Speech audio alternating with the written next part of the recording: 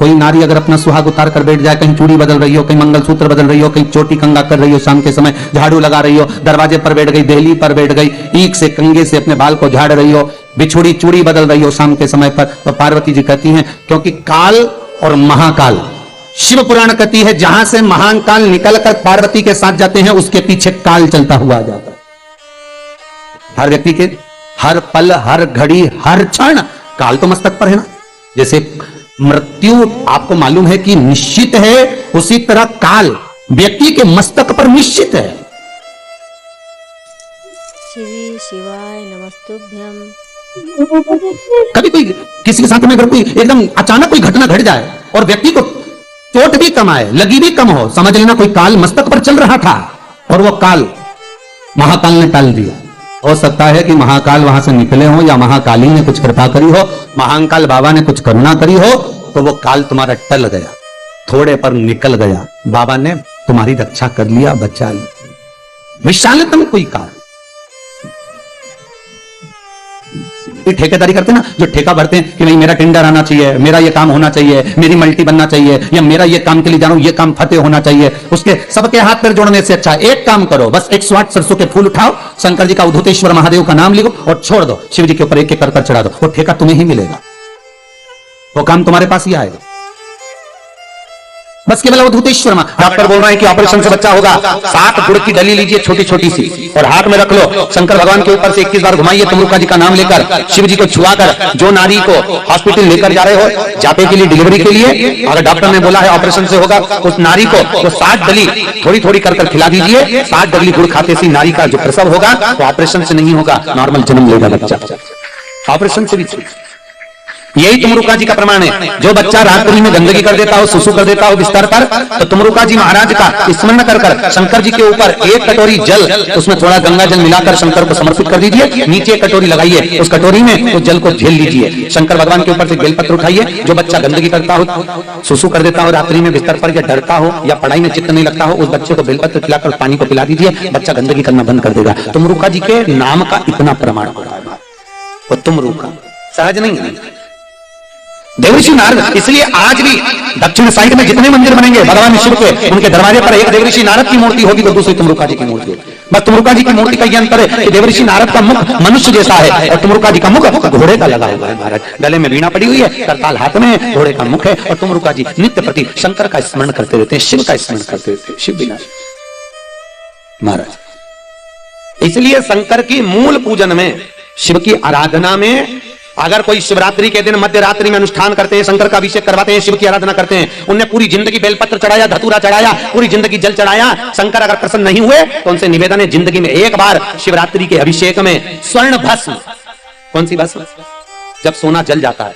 सोना को जलाना बहुत कठिन काम है, बहुत कठिन, उस पर ताप अधिक देना पड़ता है, तो स्वर्ण भस्म अगर शिव को समर्पित करी जाती है अपनी कामना कर कर, और उसी भस्म को उठाकर अपने मस्तक पर तिलक लगा लिया जाए, और व्यक्ति से अगर पैसे लेना है, किसी व्यक्ति ने पैसे खा लिए नहीं दे रहा, कोई सामान डूब गया नहीं दे रहा, तिलक लगा के उससे बात कर लो, वो रुपए मात्र 3 महीने के अंदर वापिस कर देता है। स्वर्ण भस्म का इतना प्रमाण है हमारा, शिव को समर्पित।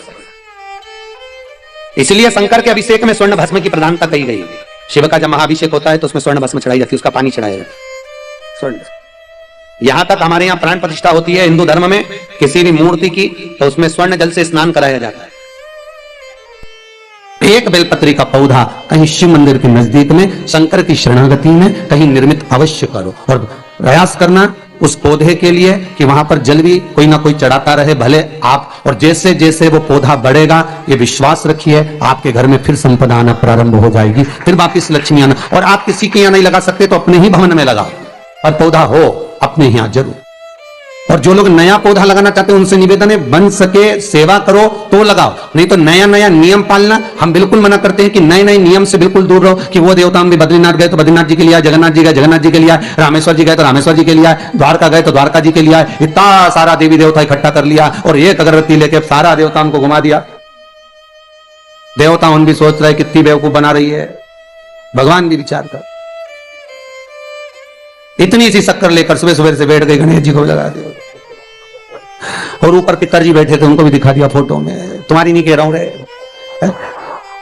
तुम पितरों से कम हो क्या, आराम से आशीर्वाद तो देने बैठे ही हो, पर एक सहज वाली बात है। तो वो इतनी सी शक्कर लेकर सबको भोग लगाया और बाद में पितरों को भी लगा दिया, देवताओं को भी लगा दिया, सबको पूछ लिया, सबका इसमें, उसमें सुख का भान नहीं है महाराज, उसमें आनंद का भान नहीं है महाराज।